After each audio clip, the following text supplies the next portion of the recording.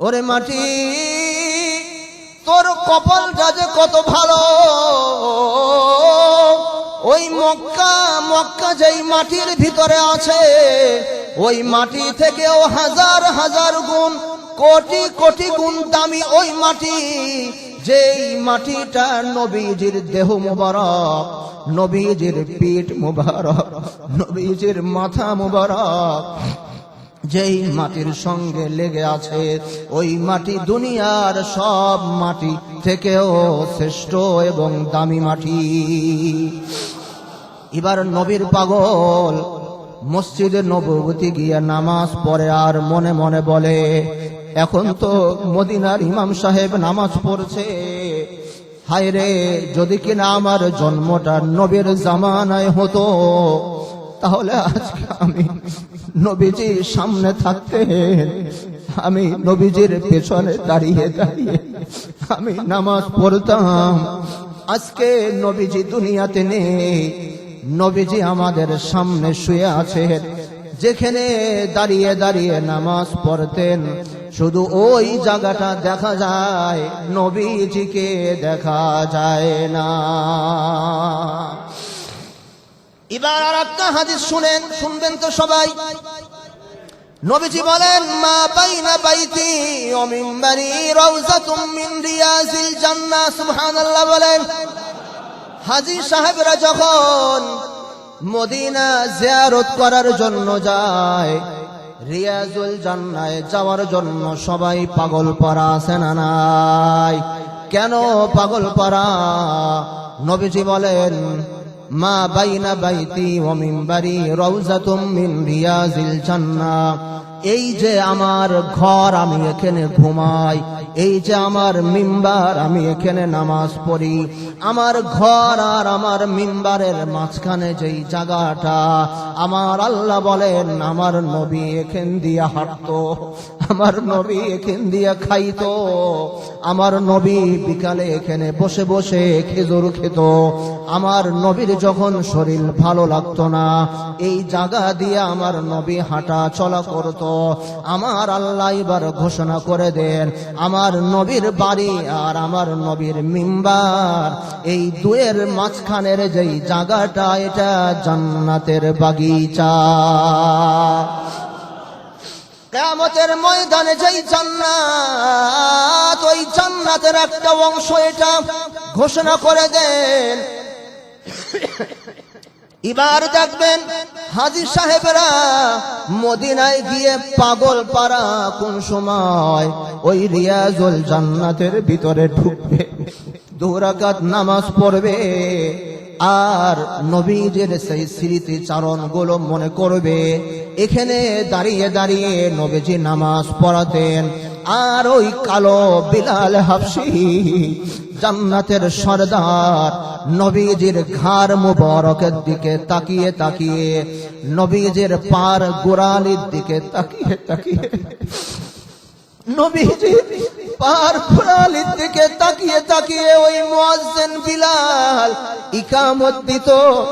আজকে যদি আমার নবী জীবিত থাকতেন, হায় রে কপাল পুরা, তোর জন্মটা যদি নবীর জামানায় হতো, তা আজকে তুইও ওই নবীজির সামনে, নবীজির পিছনে ইমামতিতে কপাল পুরা হতভাগা নামাজ পড়তে পারতি। কিন্তু আজকে নবী নাই, কবরে শুয়ে আছেন। এবার মুমিন মনে মনে বলে মাই দূর হো মজবুর হো মগর সৈয়দ আলম, दीदारो दिखाने मुझे आवाज सुना दो। নবীজি বড় আশা নিয়ে, বড় বেদনা নিয়ে বাংলাদেশ থেকে এসেছি, আপনাকে দেখার সৌভাগ্য নেই, কিন্তু অন্তত বার বার বার বার বার বার সালাম দিচ্ছি, বারবার দুরুদ সালাম পেশ করছি। নবী গো, একবার আপনার সালামের আওয়াজটা একটু কানে শুনিয়ে দেন না। মাই দূর হো মজবুর হো মগর সৈয়দ আলম, दीदार दिखाने मुझे आवाज सुना दो। নবীজির আওয়াজ শোনা যাইতো একটা হাদিস বলবো, সহিহ হাদিস। আমার নবীজি বলেন, মান সাল্লা কবরি সামিআতুহু, মান সাল্লা ইনদা কবরি সামিআতুহু। সুবহানাল্লাহ বলেন। আমার নবীজি বলেন, মান সাল্লা ইনদা কবরি সামিআতুহু। যদি কোনো মানুষ আমার রওজায়ে আতহারের পাশে এসে আমাকে সালাম দেয়, তাহলে আমি নিজের কানে সেই সালামের আওয়াজ শুনতে পাই, সামিআতুহু, আমি শুনতে পাই, এবং এই সালামের জবাব আমি নবীজি কবরে বসে বসে দিই। মান সাল্লা ইনদা কবরি সামিআতুহু। যেহেতু নবীজি বলেছেন আমি কানে শুনি এবং জবাব দিই, তাহলে আওয়াজ আছে না নাই? আছে না নাই? আওয়াজ আছে। শোনার মতো আমার আপনার কান নাই, কান নাই। ছোট্ট একটা ঘটনা বলবো। আল্লামা জামি রহমতুল্লাহি আলাইহি, এতক্ষণ তো বললাম হাদিস, এবার এই হাদিসের প্রাসঙ্গিক একটা ঘটনা নেন। আজ থেকে 700 বছর আগের ঘটনা। যদি কোনো ইতিহাসের যেই সংবিধান আছে, এই অনুযায়ী যদি বাস্তব সত্য বলে প্রমাণিত হয়, ওই ঘটনা শোনার দরকার আছে না নাই? মিথ্যে বানোয়াট ঘটনা বলা যাবে, শোনা যাবে না। আল্লামা জামি রহমতুল্লাহি আলাইহি উমরার জন্য গিয়েছেন। আগে গিয়েছেন মক্কাতে, এরপরে মদিনায় আসার জন্য সফর সঙ্গীদেরকে নিয়ে বের হয়েছেন আল্লামা জামি রহমতুল্লাহি আলাইহি। যেই রাত্রে আল্লামা জামি সফরে বের হয়েছেন মদিনার উদ্দেশ্যে, তৎকালীন মদিনার যেই গভর্নর ছিল, ওই গভর্নরকে নবীজি স্বপ্নে যোগে দেখিয়ে দিলেন, ও গভর্নর শোনো, জামি নামে, তার নাম হলো আব্দুর রহমান, জামি শহরে সে বসবাস করত, নাম হলো আব্দুর রহমান, এসেছে জামি গ্রাম থেকে। তার চেহারার আলামত এরকম এরকম, তার সফর সঙ্গীদের নাম এরকম এরকম। খবরদার, মদিনা শহরে যখন সে ঢুকবে, সফর সঙ্গীদেরকে ছেড়ে দিবে, কিন্তু জামিকে মদিনায় আসতে দিবে না। এবার যখন সকালবেলা হলো, যাচাই বাছাই করে জামিকে বন্দি করেছে। আহা, বন্দি করেছে, কোনো মতে আটকিয়ে রেখেছে। পরের দিন জামি আবার ছুটে মদিনার দিকে রওনা। দ্বিতীয় দিন রাত্রে আবার গভর্নর স্বপ্ন দেখে, কিও বললাম না জামিকে আসতে দিবে না, তাকে কেন ছেড়ে দিলে? তাকে এবার গভর্নর আবার বন্দি করেছে। বন্দি করার পরে এবার কিছু মারধর করেছে। পরের দিন রাত্রে নবীজি আবার ওই গভর্নরকে স্বপ্নে যোগে বলে, কিও গভর্নর, আমি তো আমার জামিকে বন্দি করতে বলেছি, জামির গায়ে তো হাত দিতে বলিনি, কেন তুমি আমার জামির গায়ের ভিতরে হাত দিলে? এবার গভর্নর বলে, নবীজি কি ঘটনাটা, কাহিনীটা কি? বলে শোনো, এই জামি সে আমার বড় পাগল, বড় আশিক।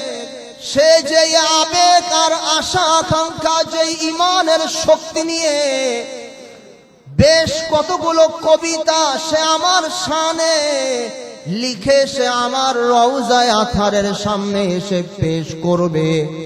ওরে গভর্নর শুনো, তার আবেগ আর তার ঈমান, তার ভালোবাসা এত ঊর্ধ্বে চলে গিয়েছে, আর তাই তার লিখিত কবিতাগুলো এত মারাত্মক। যদি সে আমার কবরের সামনে এসে এই কবিতাগুলো পেশ করে, আমি আল্লাহর নবী আর কবরে থাকতে পারবো না।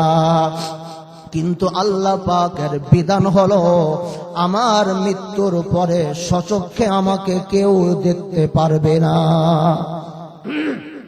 যদি কারোর যোগ্যতা থাকে স্বপ্নে দেখবে, কিন্তু বাস্তবিক চোখে আমাকে কেউ দেখতে পারবে না। আল্লাহর আইনের লঙ্ঘন হবে, তাই তুমি তাকে আসতে দিও না। সকালবেলা এবার ওই গভর্নর আল্লামা জামির কাছে গিয়ে মাপ চেয়ে বলে, জামি শোনো, নবীজি আমাকে পরপর 3 দিন স্বপ্নে দেখিয়েছেন। যাও, নবীজের পক্ষ থেকে আদেশ, তুমি এবার তোমার জামি শহরে চলে যাও। কবিতাগুলো কি বলছিল একটু শোনার দরকার আছে না নাই? মাত্র 2-1টা মিসরা পড়ব। যে মারহুমে আমাদে জানে আলম তারাহুম ইয়া নবী আল্লাহ তারাহুম।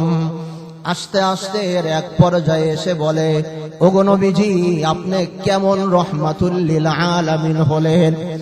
আপনি না রহমাতুল লিল আলামিন, দয়ার সাগর। আপনি কেমন দয়ার সাগর হলেন?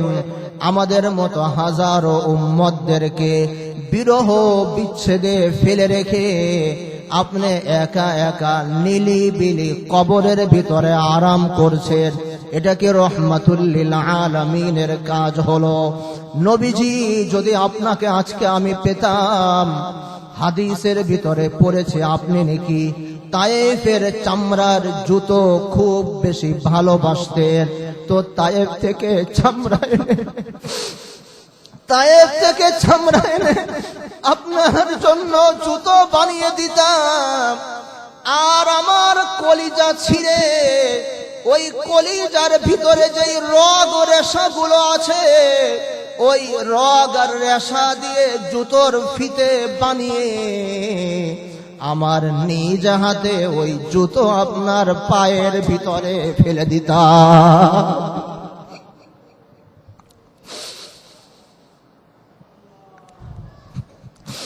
আল্লামা জামি, ওই গভর্নর বলে, ওরে মিয়া জামি শুনো, এই কবিতা তুমি যেই কবিতা লিখেছ, যদি এই কবিতা নবীজির সামনে গিয়ে তুমি পেশ করো, নবীজি বলেছেন আল্লাহর আইনের বিধানের লঙ্ঘন হবে।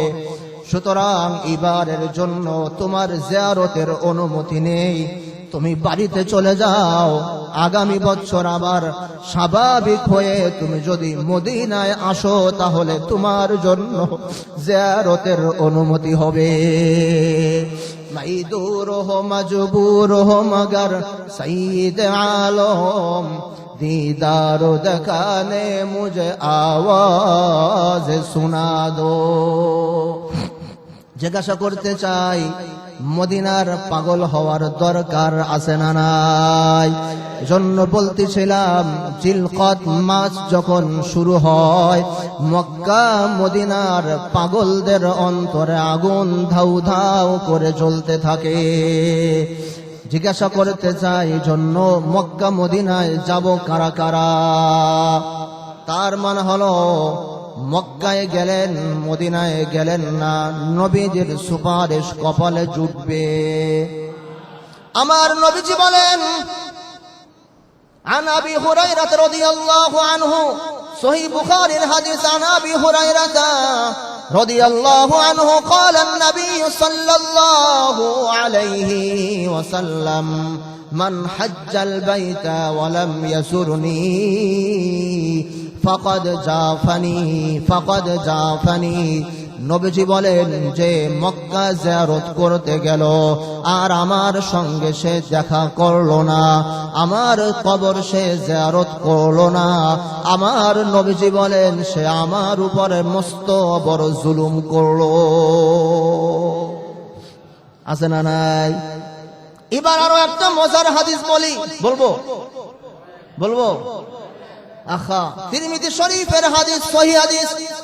আমার নবীজি বলেন, মান যারা বাদা ওয়াফাতি, সুবহানাল্লাহ বলেন, আবার সুবহানাল্লাহ বলেন, হয় নাই, আবার সুবহানাল্লাহ বলেন। আখা, মান যারা বাদা ওয়াফাতি ফাকান্নামা যারানি ফি হায়াতি। আমার নবীজি বলেন, যে ব্যক্তি আমার মৃত্যুর পরে আমার কবরের সামনে জিয়ারত করলো, ফাকান্নামা যারানি ফি হায়াতি, সে যেন জীবিত অবস্থায় আমি নবীর সঙ্গে সাক্ষাৎ করলো। মান যারা বাদা ওয়াফাতি ফাকান্নামা যারানি ফি হায়াতি। যে ব্যক্তি আমার মৃত্যুর পরে আমার জিয়ারতে আসলো, আমার কবরের সামনে এসে দুরূদ ও সালাম পেশ করলো, সে যেন জীবিত অবস্থায় আমার সাথেই সে সাক্ষাৎ করলো। তার মানে নবীজি কি কবরে মৃত্যু না জিন্দা? বলেন, নবীজি কবরে জিন্দা না মৃত্যু? नबाशत मौत हर एक अंबियारा, न हर एक अंबिया वो আসপিয়ারা। যারা মুমিন ইমানদার এদের কোনোদিন মৃত্যু হয় না, কোন নবী রাসূল এদেরও কোনোদিন মৃত্যু হয় না। এরা ইন্তেকাল হয়, স্থান পরিবর্তন হয়। বলবার একটু পর একটা হাদিস, সহিহ হাদিস। এবার আসেন, মান যারা বাদা ওয়াফাতি ফাকান্নামা যারানি ফি হায়াতি। নবীজি বলেন, যে ব্যক্তি আমার মৃত্যুর পরে আমার কবরের সামনে এসে দাঁড়ালো, সে যেন আমার জীবিত অবস্থাতে আমার সামনে এসে দাঁড়ালো। এবার অনেক মদিনার পাগল আছে, অনেক ইমানদাররা আছে, এই হাদিসটা মনে মনে ভাবে, মনে মনে পড়ে, আর ওই রওজায়ে আতহারের সামনে গিয়ে দাঁড়ায়। ওগো নবীজি, আপনি বলেছেন মৃত্যুর পরে আপনার কবরের সামনে দাঁড়ালে এটা জীবিত অবস্থায় দাঁড়ানোর মতো। ও নবীজি, আপনার সামনে দাঁড়িয়েছি, আপনার ঘিরান পাই, কিন্তু আপনাকে দেখতে পাই না। এবার মুমিন একবার মদিনার ওই সামনে গিয়ে সবুজ গম্বুজটার দিকে তাকিয়ে থাকে আর বলে, मैं दूर हो मजबूर हो मगर सईद आलो, मैं दूर हो मजबूर हो मगर सईद आलो, दीदारो दकाते नहीं आवाज सुना दो, दीदारो दकाते नहीं आवाज सुना दो। নবীজি আপনি হাদিসে বলেছেন, আপনার মৃত্যুর পরে আপনার রওজায়ে আতহারের সামনে দাঁড়ানো, জীবিত অবস্থায় আপনার সামনে দাঁড়াবার মতো। জান্নাতুল বাকিতে যাই আর মনে মনে বলি, আমার নবীজি জীবিত অবস্থায় এখানে হাঁটতেন। মদিনার অলিতে গলিতে চলে আর মনে মনে বলে, এই তো সেই রাস্তা, যেই রাস্তা দিয়ে আমার নবীজি হাঁটতেন।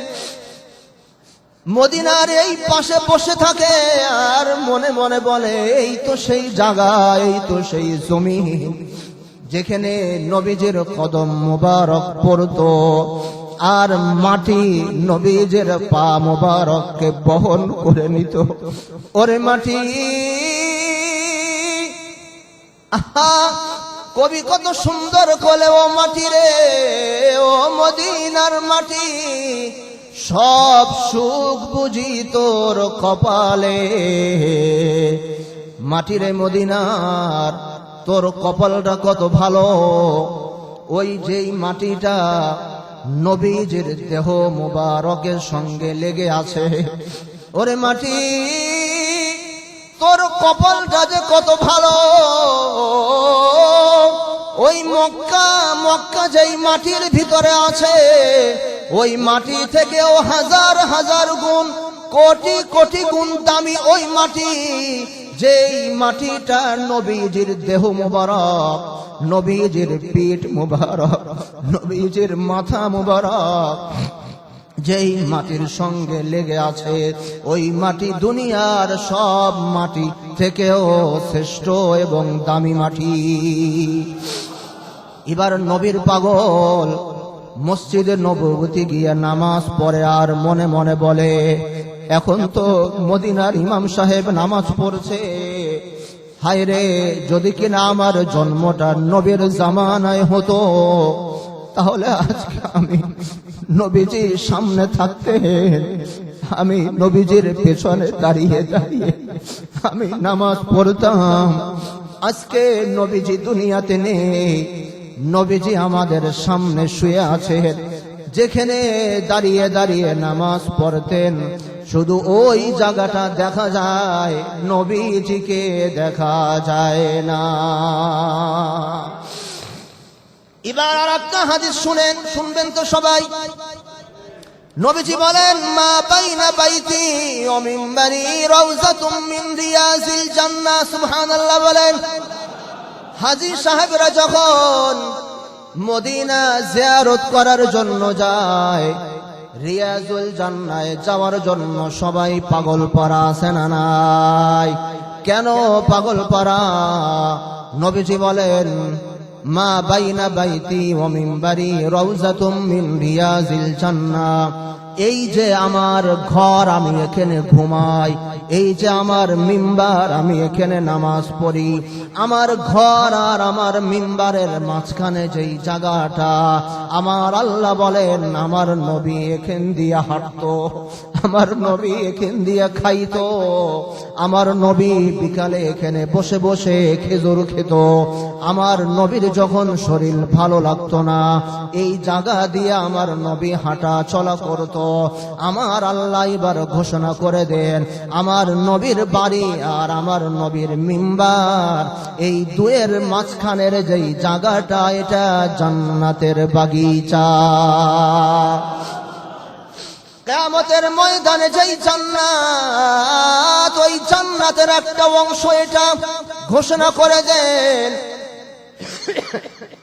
এবার দেখবেন হাজী সাহেবরা মদিনায় গিয়ে পাগল পারা কোন সময় ওই রিয়াজুল জান্নাতের ভিতরে ঢুকবে, 2 রাকাত নামাজ পড়বে আর নবীজির সেই স্মৃতিচারণ গুলো মনে করবে। এখানে দাঁড়িয়ে দাঁড়িয়ে নবীজি নামাজ পড়াতেন, আর ওই কালো বিলাল হাবশী জান্নাতের সরদার নবীজির ঘাড় মুবারকের দিকে তাকিয়ে তাকিয়ে, নবীজির পার গোড়ালির দিকে তাকিয়ে তাকিয়ে, নবীজির পার গোড়ালির দিকে তাকিয়ে তাকিয়ে ওই মুয়াজ্জিন বিলাল ইকামত দিত।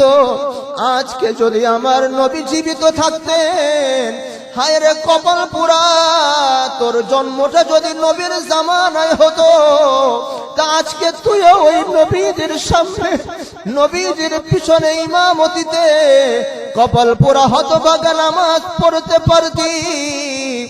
কিন্তু আজকে নবী নাই, কবরে শুয়ে আছেন। এবার মুমিন মনে মনে বলে মাই দূর হো মজবুর হো মগর সৈয়দ আলম दीदार दिखाने मुझे आवाज सुना दो। নবীজি বড় আশা নিয়ে বড় বেদনা নিয়ে বাংলাদেশ থেকে এসেছি, আপনাকে দেখার সৌভাগ্য নেই, কিন্তু অন্তত বার বার বার বার বার বার সালাম দিচ্ছি, বারবার দুরূদ ও সালাম পেশ করছি। নবী গো, একবার আপনার সালামের আওয়াজটা একটু কানে শুনিয়ে দেন না। মাই দূর হো মজবুর হো মগর সৈয়দ আলম दीदार देखा ने मुझे आवाज सुना दो। নবীজির আওয়াজ শোনা যায় তো? একটা হাদিস বলবো, সহিহ হাদিস। আমার নবীজি বলেন, মান সাল্লা কবরি সামিআতুহু, মান সাল্লা ইনদা কবরি সামিআতুহু। সুবহানাল্লাহ বলেন। আমার নবীজি বলেন মান সাল্লা ইনদা কবরি সামিআতুহু, যদি কোনো মানুষ আমার রওজায়ে আতহারের পাশে এসে আমাকে সালাম দেয়, তাহলে আমি নিজের কানে সেই সালামের আওয়াজ শুনতে পাই, সামিআতুহু, আমি শুনতে পাই, এবং এই সালামের জবাব আমি নবীজি কবরে বসে বসে দিই। মান সাল্লা ইনদা কবরি সামিআতুহু, যেহেতু নবীজি বলেছেন আমি কানে শুনি এবং জবাব দিই, তাহলে আওয়াজ আছে না নাই? আছে না নাই? আওয়াজ আছে, শোনার মতো আমার আপনার কান নাই, কান নাই। ছোট্ট একটা ঘটনা বলবো। আল্লামা জামি রহমতুল্লাহি আলাইহি, এতক্ষণ তো বললাম হাদিস, এবার এই হাদিসের প্রাসঙ্গিক একটা ঘটনা নেন। আজ থেকে 700 বছর আগের ঘটনা। যদি কোনো ইতিহাসের যেই সংবিধান আছে এই অনুযায়ী যদি বাস্তব সত্য বলে প্রমাণিত হয়, ওই ঘটনা শোনার দরকার আছে না নাই? মিথ্যে বানোয়াট ঘটনা বলা যাবে, শোনা যাবে না। আল্লামা জামি রহমতুল্লাহি আলাইহি উমরার জন্য গিয়েছেন। আগে গিয়েছেন মক্কাতে, এরপরে মদিনায় আসার জন্য সফর সঙ্গীদেরকে নিয়ে বের হয়েছেন আল্লামা জামি রহমতুল্লাহি আলাইহি। যেই রাত্রে আল্লামা জামি সফরে বের হয়েছেন মদিনার উদ্দেশ্যে, তৎকালীন মদিনার যেই গভর্নর ছিল, ওই গভর্নরকে নবীজি স্বপ্নে যোগে দেখিয়ে দিলেন, ও গভর্নর শোনো, জামি নামে, তার নাম হলো আব্দুর রহমান, জামি শহরে সে বসবাস করত, নাম হলো আব্দুর রহমান, এসেছে জামি গ্রাম থেকে, তার চেহারার আলামত এরকম এরকম, তার সফর সঙ্গীদের নাম এরকম এরকম। খবরদার, মদিনা শহরে যখন সে ঢুকবে সফর সঙ্গীদেরকে ছেড়ে দিবে, কিন্তু জামিকে মদিনায় আসতে দিবে না। এবার যখন সকালবেলা হলো, যাচাই বাছাই করে জামিকে বন্দি করেছে। আহা, বন্দি করেছে, কোনো মতে আটকিয়ে রেখেছে। পরের দিন জামি আবার ছুটে মদিনার দিকে রওনা। দ্বিতীয় দিন রাত্রে আবার গভর্নর স্বপ্ন দেখে, কিও বললাম না জামিকে আসতে দিবে না, তাকে কেন ছেড়ে দিলে? তাকে এবার গভর্নর আবার বন্দি করেছে। বন্দি করার পরে এবার কিছু মারধর করেছে। পরের দিন রাত্রে নবীজি আবার ওই গভর্নরকে স্বপ্নে যোগে বলে, কিও গভর্নর, আমি তো আমার জামিকে বন্দি করতে বলেছি, জামির গায়ে তো হাত দিতে বলিনি, কেন তুমি আমার জামির গায়ের ভিতরে হাত দিলে? এবার গভর্নর বলে, নবীজি কি ঘটনাটা, কাহিনীটা কি? বলে শোনো, এই জামি সে আমার বড় পাগল, বড় আশেক, সে যে আবেগ আর আশা আকাঙ্ক্ষা, যে ইমানের শক্তি নিয়ে বেশ কতগুলো কবিতা সে আমার শানে লিখে সে আমার রওজায়ে আতহারের সামনে এসে পেশ করবে। ওরে গভর্নর শুনো, তার আবেগ আর তার ঈমান, তার ভালোবাসা এত ঊর্ধ্বে চলে গিয়েছে, আর তাই তার লিখিত কবিতাগুলো এত মারাত্মক।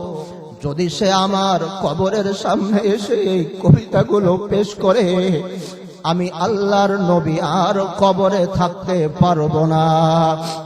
কিন্তু আল্লাহ পাকের বিধান হলো, আমার মৃত্যুর পরে সচক্ষে আমাকে কেউ দেখতে পারবে না। যদি কারোর যোগ্যতা থাকে স্বপ্নে দেখবে, কিন্তু বাস্তবিক চোখে আমাকে কেউ দেখতে পারবে না। আল্লাহর আইনের লঙ্ঘন হবে, তাই তুমি তাকে আসতে দিও না। সকালবেলা এবার ওই গভর্নর আল্লামা জামির কাছে গিয়ে মাপ চেয়ে বলে, জামি শোনো, নবীজি আমাকে পরপর 3 দিন স্বপ্নে দেখিয়েছেন, যাও নবীজের পক্ষ থেকে আদেশ, তুমি এবার তোমার জামি শহরে চলে যাও। কবিতাগুলো কি বলছিল একটু শোনার দরকার আছে না নাই? মাত্র 2-1টা মিসরা পড়ব। যে মারহুমে আমাদে জানে আলম তারাহুম ইয়া নবী আল্লাহ তারাহুম। আস্তে আস্তে এর এক পর্যায়ে এসে বলে, ওগো নবীজি, আপনি কেমন রহমাতুল লিল আলামিন হলেন? আপনি না রহমাতুল লিল আলামিন, দয়ার সাগর, আপনি কেমন দয়ার সাগর হলেন? আমাদের মতো হাজারো উম্মতদেরকে বিরহ বিচ্ছেদে ফেলে রেখে আপনি একা একা নিলিবিলি কবরের ভিতরে আরাম করছেন। এটা কি রহমাতুল লিল আলামিনের কাজ হলো? নবীজি, যদি আপনাকে আজকে আমি পেতাম, হাদিসের ভিতরে পড়েছে আপনি নাকি তায়েফের চামড়ার জুতো খুব বেশি ভালোবাসতেন, তো তায়েফ থেকে চামড়া এনে আপনার জন্য জুতো বানিয়ে দিতাম। আর আমার কলিজা ছিঁড়ে ওই কলিজার ভিতরে যেই রগ ও রেশাগুলো আছে, ওই রগ আর রেশা দিয়ে জুতোর ফিতে বানিয়ে আমার নিজ হাতে ওই জুতো আপনার পায়ের ভিতরে ফেলে দিতাম।